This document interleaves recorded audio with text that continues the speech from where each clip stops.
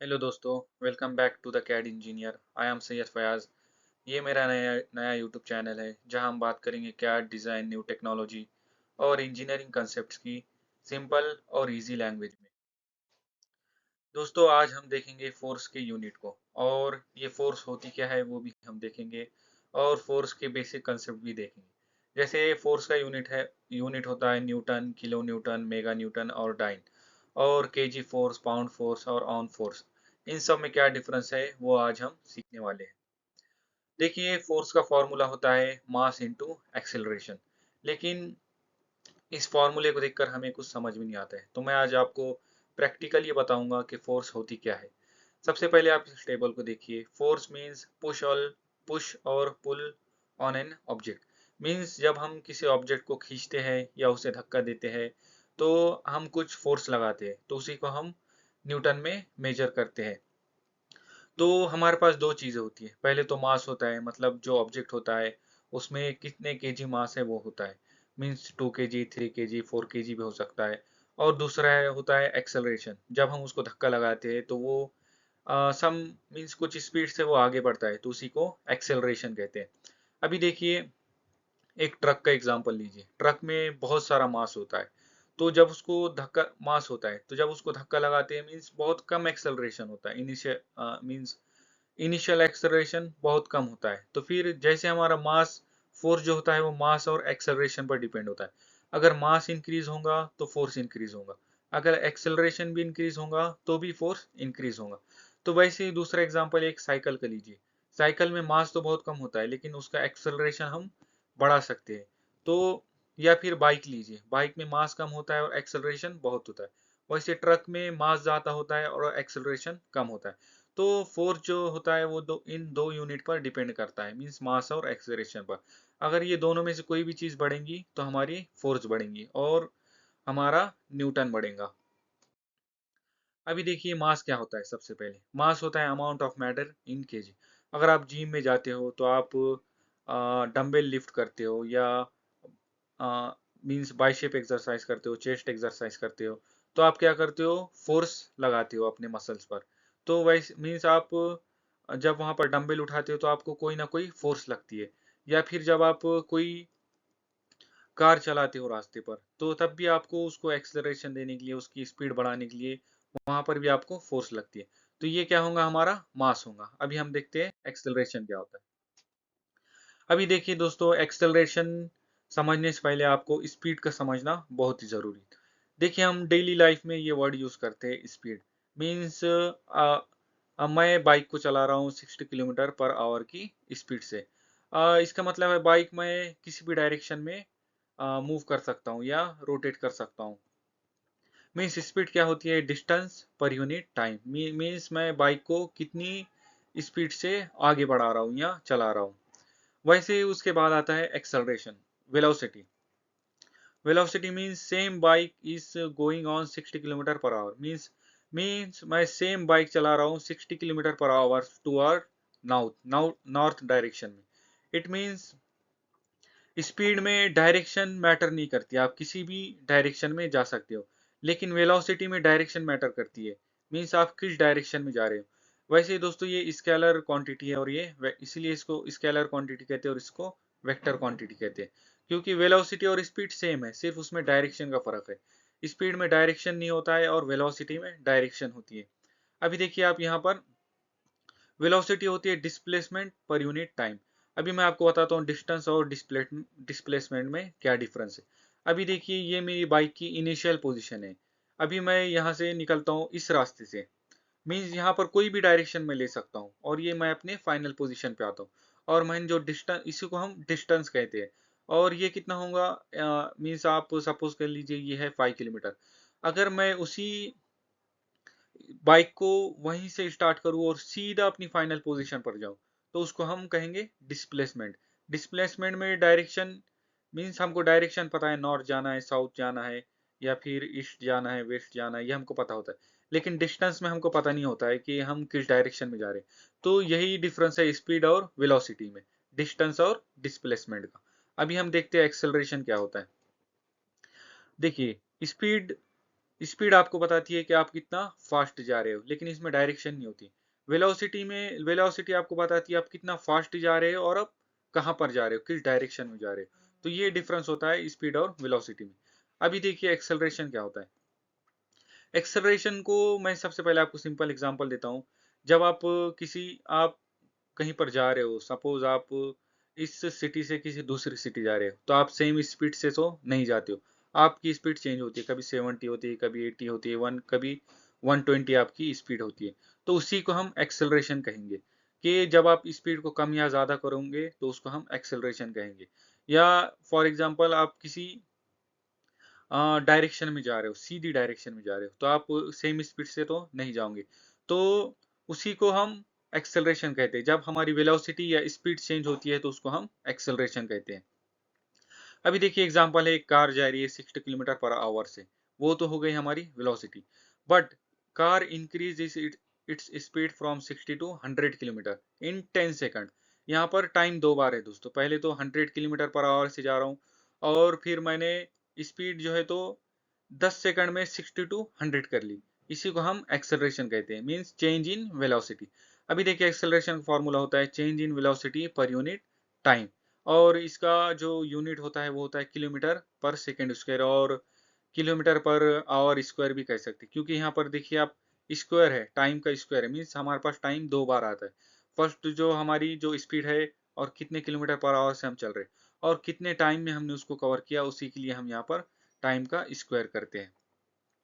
तब ये देखिए, आप अगर ड्राइविंग कर रहे हो 60 किलोमीटर पर आवर से नॉर्थ डायरेक्शन में, तो ये आपकी हो गई वेलोसिटी।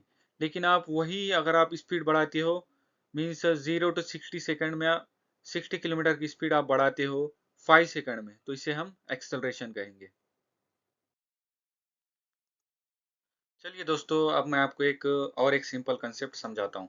अभी देखिए फोर्स और वेट में क्या डिफरेंस है, क्योंकि देखो दोनों का फॉर्मूला सेम है। मास मास और एक्सेलरेशन वेट में भी है, और मास और एक्सेलरेशन फोर्स में भी है। अभी मैं इन दोनों को 1 मिनट में आपको इन दोनों के बीच में का डिफरेंस समझाता हूँ। अभी देखिए दोनों की यूनिट भी सेम है, केजी। मास का यूनिट होता है केजी, और एक्सेलरेशन की यूनिट होता है मीटर पर सेकंड स्क्वायर, और जो भी आप यूज कर रहे हो। तो वैसे ही इन दोनों क्वांटिटी को मिलाकर हम कहते हैं इसको न्यूटन। तो ये दोनों का यूनिट जो है तो सेम होता है। अभी देखते हैं हम इन दोनों में डिफरेंस क्या है। अभी देखिए फोर्स के पास कोई भी डायरेक्शन नहीं होती है, क्योंकि आप किसी भी डायरेक्शन में फोर्स लगा सकते हो, इसलिए फोर्स के पास कोई डायरेक्शन होती। लेकिन वेट के पास हमेशा डाउनवर्ड डायरेक्शन रहेंगी, बिकॉज ऑफ अर्थ ग्रेविटी। जो अर्थ की ग्रेविटी है वो नीचे की तरफ होती है, तो वैसे ही वेट हमेशा स्पेशल यूज होगा सिर्फ हमारा डाउनवर्ड डायरेक्शन में, मीन्स किसी चीज के वेट को मेजर करने के लिए डाउनवर्ड डायरेक्शन में, अर्थ की ग्रेविटी की डायरेक्शन में। और ग्रेविटी क्या होती है 9.8 मीटर पर सेकंड स्क्वायर। तो वेट जो हम यूज करते हैं वो स्पेशल ग्रेविटी के साथ यूज करते हैं। और जो फोर्स होता है उसमें एक्सेलरेशन भी चेंज हो सकती है, और मास मास चेंज हो सकता है। और वेट में एक्सेलरेशन तो सेम रहेगा और मास चेंज हो सकता है। अभी देखिए फोर्स पुश पुश और pull acting on a body due to interaction, means force किसी भी डायरेक्शन में होती है और एक्सेलरेशन इसमें डिफरेंट डिफरेंट हो सकता है।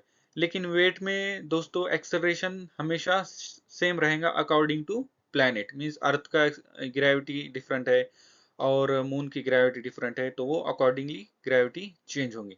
लेकिन in case of earth acceleration हमारी ग्रेविटी ही रहेंगी, इसलिए वेट में एक्सेलरेशन हमारा कांस्टेंट रहेगा।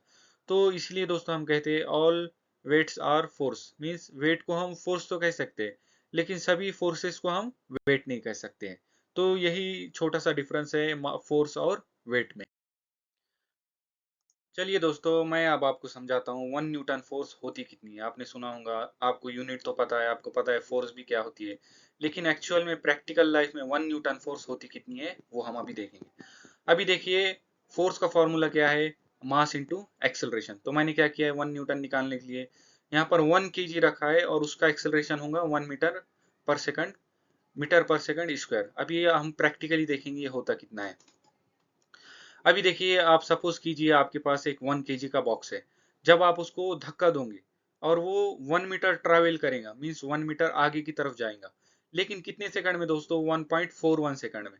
आपको जब आप उसको धक्का दोगे और वो 1.41 सेकंड में अगर 1 मीटर डिस्टेंस कवर कर लेगा या ट्रैवल कर लेगा, तो उसी को हम कहेंगे 1 न्यूटन फोर्स दोस्तों। चलिए और एक सिंपल एग्जांपल से मैं आपको समझाता हूँ। अभी देखिए आपके पास एक एप्पल है, 100 ग्राम का एक एप्पल है आपके पास, और जब आप देखोगे कि एप्पल एप्पल तो हमारे पास है, लेकिन उस पर जो है तो अर्थ की ग्रेविटी जो है तो उसको नीचे की तरफ खींचेंगी। तो वो किस स्पीड से खींचती है? 9.8 मीटर पर सेकेंड उसके। आप देख रहे हो दोस्तों, यहाँ पर वेट कम है लेकिन एक्सेलरेशन ज्यादा है। यहाँ पर वेट भी ज्यादा था और एक्सेलरेशन कम थी। तो मीन्स जो हमारा फोर्स होता है, जैसे मैंने कहा कि फोर्स जो है तो मास और एक्सेलरेशन पर डिपेंड करता है। अगर दोनों में से कोई भी चीज बढ़ती है कम होती है तो फोर्स चेंज होता है। तो वैसे यहाँ पर एक्सेलरेशन ज्यादा है और मास कम है, इसलिए हम इसको भी 1 न्यूटन कहेंगे। जब आप 100 ग्राम यहाँ पर रखोगे केजी में कन्वर्ट करके, तो आपको पता चलेगा। चलिए हम वो एक प्रैक्टिकल एग्जांपल से समझते हैं। अभी देखिए 1 केजी, 1 केजी का मास है और एक्सेलरेशन कितनी है? 1 है मीटर पर सेकेंड स्क्वायर। तो हमारे पास फोर्स का फॉर्मूला है मास इंटू एक्सेलरेशन। जब मैं इसमें मास को पुट करता हूँ 1 केजी और एक्सेलरेशन को पुट करता हूँ 1, तो 1 इंटू 1 होता है 1, इसलिए हम इसको कहते हैं 1 न्यूटन। चलिए आप एप्पल का एग्जाम्पल देखते हैं। अभी देखिए एप्पल है तो मेरे पास है 100 ग्राम का, मीन्स वो होगा मास, और एक्सेलरेशन कितनी है? मीन्स हमारी ग्रेविटी जो उसको डाउनवर्ड डायरेक्शन में खींच रहे हैं, 9.8 मीटर पर सेकंड स्क्वायर। तो चलिए आप इसको फोर्स के फॉर्मूले रखते हैं, फोर्स के फॉर्मूले में रखते हैं। फोर्स का फॉर्मूला हमारे पास क्या है? Mass into acceleration. तो जब मैं 100 ग्राम को केजी में कन्वर्ट करूंगा तो वो क्या होगा? 0.1 केजी, क्योंकि हमको हमको मास यहाँ पर जो है तो केजी के फॉर्म में ही चाहिए दोस्तों। तो सबसे पहले हमें ग्राम को मास में कन्वर्ट करना हो, केजी में कन्वर्ट करना होगा। तो अभी देखिए 0.1 केजी इंटू 9.8 मीटर पर सेकेंड स्क्वायर, जब आप करोगे इसका मल्टीप्लिकेशन करोगे तो ये इक्वल टू होगा 0.98 न्यूटन। इट मीन्स ये अप्रोक्सीमेटली 1 न्यूटन ही होता है दोस्तों। तो अभी देखिए मैं आपको कुछ और कंसेप्ट बताता हूँ। अभी देखिए एग्जाम्पल मैंने सबसे दूसरी स्लाइड में मैंने बताया था आपको केजी फोर्स क्या होता है। वो हम आप डिफरेंस देखेंगे न्यूटन में और केजी फोर्स में क्या डिफरेंस होता है, 1 न्यूटन और केजी फोर्स। केजी फोर्स होता है दोस्तों हमारे पास है, सपोज कीजिए आप जिम में गए और आपके पास आप उठा रहे 1 केजी ऑफ डम्बेल।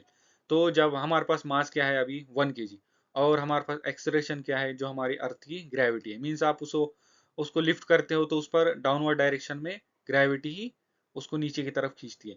तो जब आप इसको हमारे फोर्स के फॉर्मूले में रखोगे, जब आप मास की जगह रखोगे 1 केजी और एक्सेलरेशन की जगह रखोगे हमारे ग्रेविटी, तो वो आएंगे दोस्तों 9.8 न्यूटन। मीन्स अप्रोक्सीमेटली ये होता है 10 न्यूटन। तो हम कह सकते हैं कि 1 केजी फोर्स इक्वल टू होता है 10 न्यूटन। अभी देखिए वैसे ही दोस्तों आप जानते हो केजी तो ये हमारे इंडिया में यूज होता है, लेकिन जब आप अमेरिका या दूसरी कंट्रीज में जाओगे तो हो सकता है वहां पर पाउंड भी यूज हो सकता है। तो जब आप पाउंड को जब आप कन्वर्ट करोगे, जब आप पाउंड को हमारे फोर्स के फॉर्मूले रखोगे तो उसको कहेंगे हम पाउंड फोर्स। अभी देखिए हमारे मेरे पास मास है 1 पाउंड, और 1 पाउंड इक्वल टू जब आप इसको कन्वर्ट करोगे केजी, तो ये होगा इक्वल टू 0.453 केजी।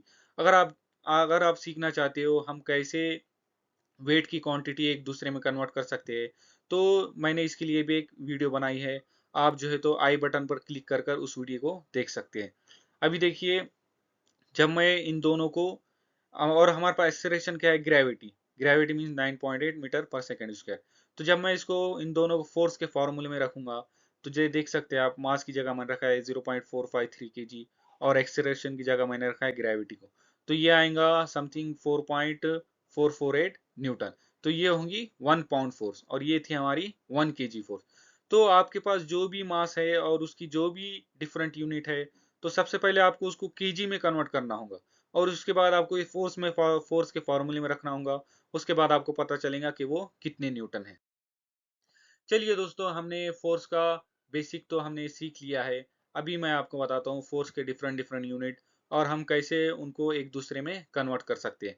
अभी देखिए इस टेबल को देखिए, जहां मैंने फोर्स की यूनिट को वर्टिकली और हॉरिजेंटली एकदम सिंपली अरेंज किया हुआ है। आप इस वीडियो को पॉज करके इस टेबल को रीड कर सकते हैं, और प्रैक्टिकली वो कहाँ यूज होता है मैंने वो भी यहाँ पर लिख दिया है। आप वीडियो को पॉज करके इस टेबल को रीड कर सकते हैं। अभी आप सोच रहे होंगे इतना सारा टेबल कौन याद रखेगा यूनिट को कन्वर्ट करने के लिए। तो दोस्तों मैं आपके लिए लाया हूँ बहुत ही शॉर्टकट ट्रिक, बहुत ही सिंपली। अभी आप देखिए यहाँ पर आपको पूरा टेबल याद रखने की कोई जरूरत नहीं। आपको कोई भी एक कॉलम को याद कर लीजिए। अगर आपको फोर्स न्यूटन में समझ में आती है तो आप उसको याद कर लीजिए। अगर आपको फोर्स डाइन में समझ में आती है तो आप उसको याद कर लीजिए। और जब आप याद करोगे तो आपको यूनिट को कन्वर्ट करना बहुत ही आसान हो जाएगा। अभी सपोज कीजिए मुझे फोर्स जो है तो न्यूटन में समझ में आती है, तो इसलिए मैंने न्यूटन वाले कॉलम को याद कर लिया। अभी देखिए इस टेबल को यूज करके हम कितनी आसानी से यूनिट को कन्वर्ट कर सकते हैं। अभी देखिए मेरा मैं एक एग्जांपल के थ्रू आपको समझा दूं। अभी देखिए एग्जांपल है convert 24 kilo newton to newton. Means 24 kilo newton कितना होता है वो हमको देखना है। अभी देखिए मेरे पास गिवन डाटा है 24 किलो न्यूटन। अभी आप टेबल में से वैल्यू को निकाल लीजिए। किलो न्यूटन की वैल्यू है 1000 और न्यूटन की वैल्यू है 1, तो मैंने वहां यहाँ पर ये निकाल लिए। अभी सिंपली आप जैसे मैंने इक्वेशन बनाई है वैसे इक्वेशन बनाइए। जैसे मैंने इन दोनों को इक्वली लिखा है 1000 kilo newton equal to 1 newton, तो आप वैसे ही लिखिए। अभी देखिए गिवन डाटा क्या है हमारे पास 24 किलो न्यूटन। मीन्स अभी देखिए सिंपली मैंने क्या किया है, इस फॉर्मूले में किलो न्यूटन को रख यहाँ पर वैल्यू जो हमको दी गई है कन्वर्ट करने के लिए उसको रख दिया है यहाँ पर। तो देखिए हमारे पास कुछ इस तरह इक्वेशन बनेंगे 1000 इंटू 24 इक्वल टू 1 न्यूटन। तो जैसे ही आप इस 1001 का मीन्स आपको पता है 1 की तो मीन्स कुछ नहीं होता है, इसलिए मैं वहां से 1 को रिमूव करूंगा। और तो आप देखोगे 24 इंटू 1000 होता है 24,000। इट मीन्स क्या दोस्तों 24 किलो न्यूटन इक्वल टू होता है 24,000 न्यूटन। तो दोस्तों ये ट्रिक हमारी हर यूनिट पर काम करेंगे। आप अब चाहे आप कोई भी कॉम्बिनेशन बना लीजिए। आप मेगा न्यूटन तो किलो न्यूटन में कन्वर्ट कर सकते हैं, आप डाइन को न्यूटन में कन्वर्ट कर सकते हैं। आप कोई भी कॉम्बिनेशन बनाकर इस इक्वेशन का यूज करके आप किसी भी यूनिट को one with in 1 minute convert कर सकते हैं दोस्तों। जितनी आप प्रैक्टिस करोगे उतने आप परफेक्ट हो जाओगे। तो दोस्तों हमने देखा अभी फोर्स क्या होती है, उसके डिफरेंट यूनिट क्या होते हैं और हम कैसे उनको एक दूसरे से कन्वर्ट कर सकते हैं। तो दोस्तों वैसे ही मैंने डिफरेंट डिफरेंट यूनिट्स पर डिफरेंट डिफरेंट वीडियोस बनाई है। और अब तक हमने यहाँ अब तक आज हमने किया है फोर्स के यूनिट फोर्स कंसेप्ट को कंप्लीट। तो देखिए दोस्तों मैंने डिफरेंट डिफरेंट यूनिट पर वीडियो बनाई है। आप जाकर उन वीडियोस को देख सकते हैं मेरे प्लेलिस्ट में।